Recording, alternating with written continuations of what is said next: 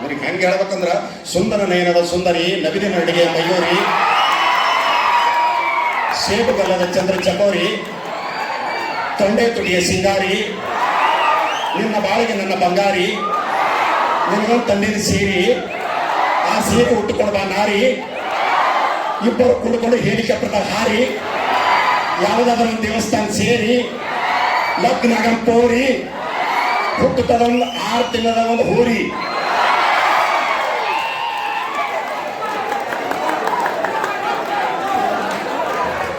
ಹೆಂಗ್ ಮಾಡ್ತಾರೆ ಸರ್?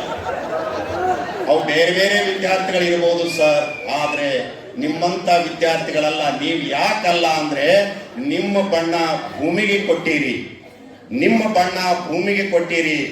ಆ ಭೂಮಿ ಬಣ್ಣವನ್ನು ನೀವು ತೆಗೆದುಕೊಂಡು ಈ ಜಗತ್ತನ್ನು ಬೆಳಗ್ತಕ್ಕಂಥ ವಿದ್ಯಾರ್ಥಿಗಳಿದ್ದೀರಿ.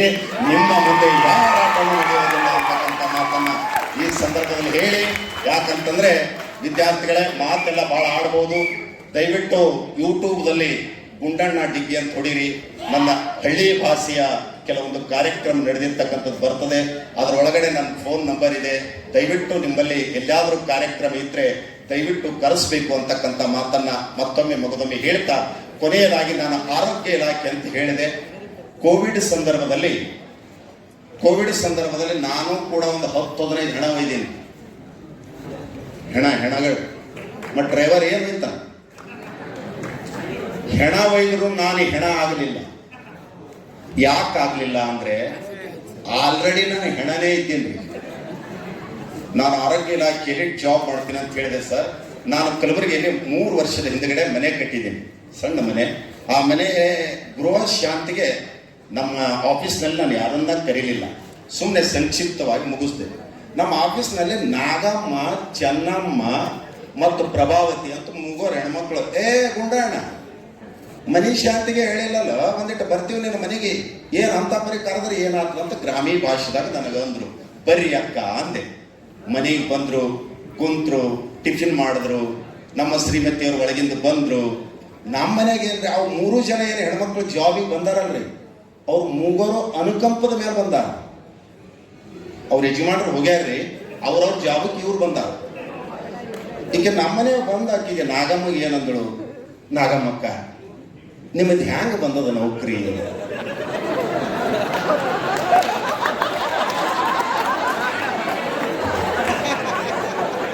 ಅದೇ ಅಮ್ಮ, ನಿಮ್ಮ ಮಾಮ ಹೋಗ್ಯಾರ, ಅವ್ರ ಜಾಗಕ್ಕೆ ನಾನೇ ಬಂದೀನಿ, ನಡೆದದ ಅಂತ ಅಕ್ಕಿ ಅಂದಳು. ಎರಡನೇ ಚೆನ್ನಮ್ಮ, ನಿಮ್ಮದೇನಕ್ಕ ನಿಮ್ಮ ಪರಿಸ್ಥಿತಿ? ಅದೇ ನಿಮ್ಮ ಕಾಕ ಹೋಗ್ಯಾರ, ಅವಂದೇ ಆಶೀರ್ವಾದ ನನಗೂ. ಪ್ರಭಾವತಿ ಅಕ್ಕ, ನಿಮ್ಮ ಮಾಮ ಹೋಗ್ಯಾದಮ್ಮ. ಅಕ್ಕಿ ಶರದು ತಗೊಂಡು ಕಣ್ಣೀರು ತೆಗೆದ್ರು ಪ್ಲೇನೆ ಅನ್ಕೊಂಡು ನಮ್ಮ ಮನ್ಯಾಗ ಮುಖ ಸಣ್ಣ ಮಾಡ್ಯ.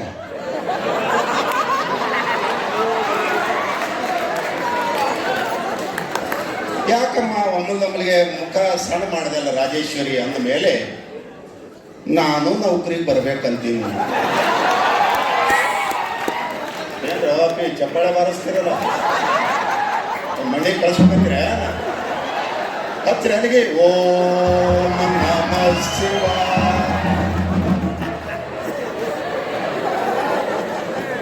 ಈ ರೀತಿ ಕೃಷಿ ವಿಜ್ಞಾನಿಗಳು ನಗುತ್ತೀರಿ ನೀವು, ಬೇರೆಯವ್ರ ಕಡೆ ನಗಲಿಂಗ. ಈ ಬೆಂಗಳೂರ ಹೋಗಿ ಸಾಫ್ಟ್ವೇರ್, ಹಾರ್ಡ್ವೇರ್, ಹಂಡ್ವೇರ್ ನಗಿಸ್ರಿ, ಅವ್ರು ನಗ್ತಾರ? ಏನ್ ನಗುತ್ತಾರ? ಏನಾಯ್ತು ಕಡೆ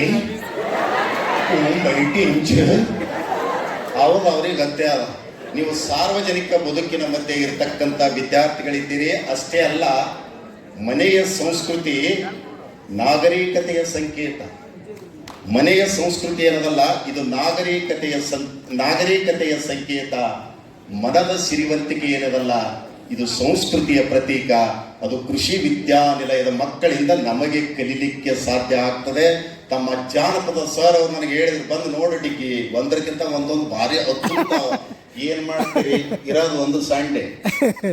ಇಷ್ಟೊತ್ತನ ಆಕಿನ ಕೂಡ ಕಲ್ತು ಒಂದಿಷ್ಟು ಬೇರೆ ಕಡೆ ಅವರಿಗೆ ಬೇರೆ ಕರ್ಕೊಂಡು ಹೋಗಿ ಬಂದೆ. ನಿಮಗೆಲ್ಲ ಈಗ ಚಂದ ಹೊಂಟದ ನಗು. ಸ್ವಲ್ಪ ದಿನ ತಡೀರಿ ನೀವು. ಸುಮ್ರೇ ಟಿಗಿಯವರೇ, ಏನು ಮಾತಾಡ್ತೀರಿ ಅನ್ನೋ ಪರಿಸ್ಥಿತಿ ಬರ್ತದೆ. ಆದರೂ ಕೂಡ ತಾವೆಲ್ಲ ನಗ್ತೀರಿ, ಇದೇ ರೀತಿ ನಗಬೇಕು ಸರ್. ಯಾರು ನಗುತ್ತೀರಿ, ಯಾರು ನಗಿಸ್ತೀರಿ, ಇವ್ರು ಎಂದೂ ಸ್ವರ್ಗಕ್ಕೆ ಹೋಗಲ್ಲ. ಚಪ್ಪಲಿ ತೊಗೊಂಡಿದ್ಯಲ್ಲೋ, ಎಲ್ಲಿ ನೀನು ನಾವು ಮೀಡಿ ಸೋಳಿ ಮಗನ ಎಲ್ಲಿಗೆ ಹೋಗ್ತಲೆ ನೀನು ಪಿಂಡ್ರಿಕಿನ ಆಡವ ನಾವು ಮತ್ತೆ ಎಲ್ಲಿಗೆ ಹೋಗ್ತಿಲ್ಲ ನಗಲಿಲ್ಲ ಅಂದ್ರೆ. ಯಾರು ನಗುತ್ತೀರೋ, ಯಾರು ನಗಿಸ್ತೀರೋ ಅವರೆಂದೂ ಸ್ವರ್ಗಕ್ಕೆ ಹೋಗೋದಿಲ್ಲ. ಯಾರು ನಗುತ್ತೀರಿ, ಯಾರು ನಗಿಸ್ತೀರಿ, ಅವ್ರು ಎಲ್ಲಿರ್ತೀರಿ ಅಲ್ಲೇ ಸ್ವರ್ಗವನ್ನ ನಿರ್ಮಾಣ ಮಾಡ್ತೀರಿ. ಪ್ಲೀಸ್. ಬರಾಕ್ ಒಬಾಮಾ ಅಮೇರಿಕದ ಮಾಜಿ ರಾಷ್ಟ್ರಾಧ್ಯಕ್ಷ ಒಂದು ಮಾತು ಹೇಳ್ತಾನೆ ನನ್ನ ಭಾರತ ದೇಶದ ವಿದ್ಯಾರ್ಥಿಗಳನ್ನ ಕುರಿತು.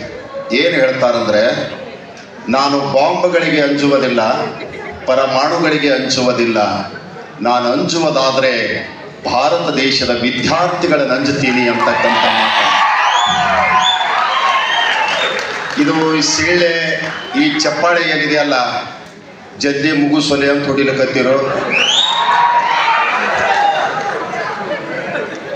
ನಿಮ್ಮ ಎದುರು ಯಾವುದೂ ನಡೆಯಲಪ್ಪ.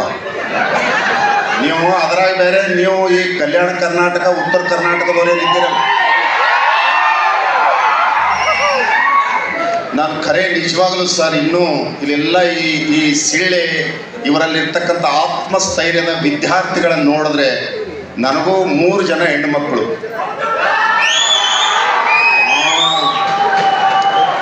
ಅದರಾಗ ಒಂದು ನಿಮಗೆ ಯಾವುದು ಕರೆ ಹಂಚಿ ಹೋದೇನಂತ ಹತ್ತದ.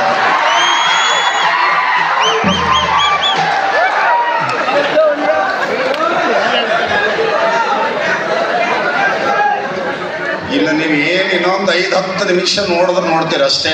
ಇರಲಿ, ನಾನು ಒಂದೇ ಒಂದು ಮಾತನ್ನು ಹೇಳಿ ಸ್ವಲ್ಪ ಚೀರ್ಬೇಡಿ ದಯವಿಟ್ಟು. ಎಲ್ಲ ವಿದ್ಯಾರ್ಥಿಗಳ ಶ್ರೀಚರಣಕ್ಕೆ ನಮಸ್ಕಾರ ಮಾಡ್ತೀನಿ.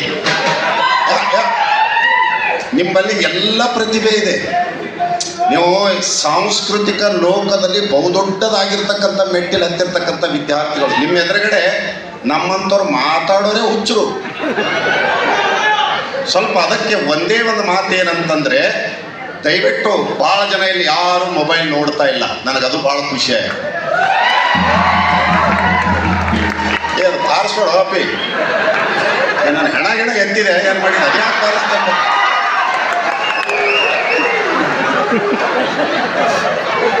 ಬಹಳ ಹೈರಾಣ. ನನಗೆ ಡಾಕ್ಟರ್ ಶಿಕ್ಷಣಪ್ಪ ಸರ್ ಅವರು ಏನೋ ಗೌರವಪೂರ್ವಕವಾಗಿ ಸ್ಥಳೀಯ ಪ್ರತಿಭೆ ನಮ್ಮ ಮಕ್ಕಳಿಗೆ ಪರಿಚಯ ಮಾಡಿಕೊಡ್ಬೇಕಂತ ಹೇಳಿ ನನಗೆ ವೇದಿಕೆ ತಂದಿದ್ದಾರೆ. ನಿಮಗೆ ಎಷ್ಟು ಕೃತಜ್ಞತೆ ಹೇಳಬೇಕಂದ್ರೆ, ದಯವಿಟ್ಟು ಎಲ್ಲ ವಿದ್ಯಾರ್ಥಿಗಳಿಗೆ ಕೇಳಿಕೊಳ್ಳೋದಿಷ್ಟೇ, ನನ್ನ ಮಾತು ನಿಮಗೆ ಸಾಕಾಗಿತ್ತಂದ್ರೆ ಒಂದು ಸರಿ ಜೋರಾದ ಚಪ್ಪಾಳೆ ಒಂದಿಗೆ ನೀವೆಲ್ಲ ಅಭಿನಂದಿಸಬೇಕು ಅಂತಕ್ಕ.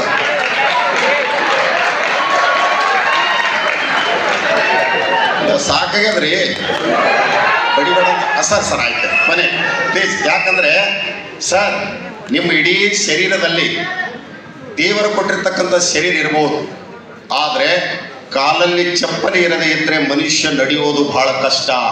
ಹಾಗಾಗಿ ನೀವೆಲ್ಲ ಒಂದು ದೇವರು ಕೊಟ್ಟಿರ್ತಕ್ಕಂಥ ಶರೀರಗಳು ನೀವಾದರೆ ಒಬ್ಬ ಸಾಮಾನ್ಯ ಚಪ್ಪಲಿಗಾರ ನಿಮ್ಮ ಕಾಲಲ್ಲಿದ್ದೇನೆ. ದಯವಿಟ್ಟು ಅನ್ಯತಾ ಭಾವಿಸದೆ 1-2 ನುಡಿಗಳನ್ನು ತಾವೆಲ್ಲ ಆಲಿಸ್ಬೇಕು ಅಂತಕ್ಕಂಥ ಮಾತನ್ನು ಕೇಳ್ತಾ ಜೋರಾದ ಚಪ್ಪಾಳೆ ಒಂದಿಗೆ ಅಭಿನಂದಿಸಬೇಕು ಅನ್ನೋ ಮಾತನ್ನು ಹೇಳ್ತಾರೆ. ಇರಲಿ ವಿದ್ಯಾರ್ಥಿಗಳೇ, ಕೊನೆಯದಾದ ಒಂದೇ ಒಂದು ಮಾತು. ನಾನು ವೇದಿಕೆ ಮೇಲೆ ಇರ್ತಕ್ಕಂಥ ಅತಿಥಿಗಳ ಬಗ್ಗೆ ಒಂದೂ ಮಾತಾಡಿಲ್ಲ, ಅನ್ಯತಾ ಭಾವಿಸಬೇಡಿ. ಸಮಯದ ಪ್ರಜ್ಞೆ ಇರದೇ ಇರುವ ಮನುಷ್ಯ ಯಶಸ್ವಿ ಪ್ರಜೆ ಆಗಲಾರ ಅಂಥೇಳಿ ದೊಡ್ಡವರು ಹೇಳಿರ್ತಕ್ಕಂಥ ಮಾತು. ಇಲ್ಲೇ ಈಗ ತಾನೇ ನಮ್ಮ ಸರ್ ಅವರು ಸ್ಟೂಡೆಂಟ್ ಆಗಿ ಈಗ ಲೆಕ್ಚರ್ ಆಗಿ ಅವ್ರು ಮಾತಾಡಿದರು. ನಮ್ಮ ಯಕ್ಷಗಾನದ ಬಗ್ಗೆ ಸರ್ ಮಾತಾಡಿದ್ರು, ಭಾಳ ಚೆನ್ನಾಗಿ ನಗಿಸಿದ್ರು. ಅವ್ರು ನಗಿಸುವ ಸಂದರ್ಭದಲ್ಲಿ ಕೆಲವೊಬ್ರು ನಗಲಿಲ್ಲ. ನಾನು ಅಲ್ಲಿ ಕುಂತೆ ನೋಡಿದೆ, ಅವ್ರ ಒಳಗೆ ಏನದ ಯಾವನಿಗೆ ಗೊತ್ತು. ಎಲ್ಲರಿಗೆ ನಗ ಅನ್ಬಾರ್ದ್ರೆ 3 ದಿನ ಆಯಿತು. ಯಾರ್ಯಾರು ಹ್ಯಾಂಡ್ರಿಗೆ ಬಿಟ್ಟು ಬಂದವರ, ಯಾರ್ಯಾರು ಬಿಟ್ಟು ಬಂದವರದಾರ. ಈಗ ಪ್ರಶಸ್ತಿ ಕೊಡೋದೇ ತಡ ಸ್ಟೇಟಸ್ ಹಾಕ್ತಾರ್ರಿ. ಆಕೆ ಆ ಕಡೆ ಇಡ್ತಾಳ, 1000 ಮಂದಿ ನೋಡಿದ್ರಲ್ಲಿ.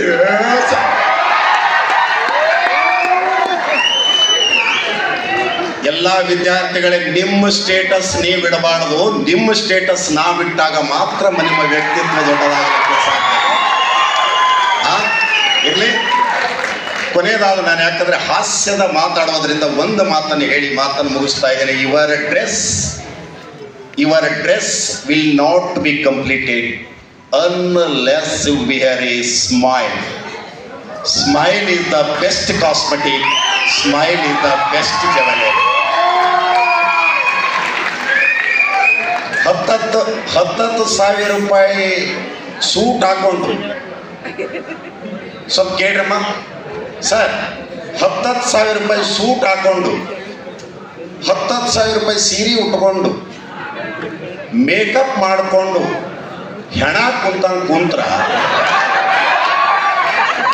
ಅವರಿಗೆ ಮನುಷ್ಯರನ್ನುವುದಿಲ್ಲ. 84 ಲಕ್ಷ ಜೀವರಾಶಿಗಳಲ್ಲಿ ನಗುವ ಪ್ರಾಣಿ ಯಾವುದಾದ್ರೂ ಇದ್ರೆ ಅದು ಮನುಷ್ಯರು.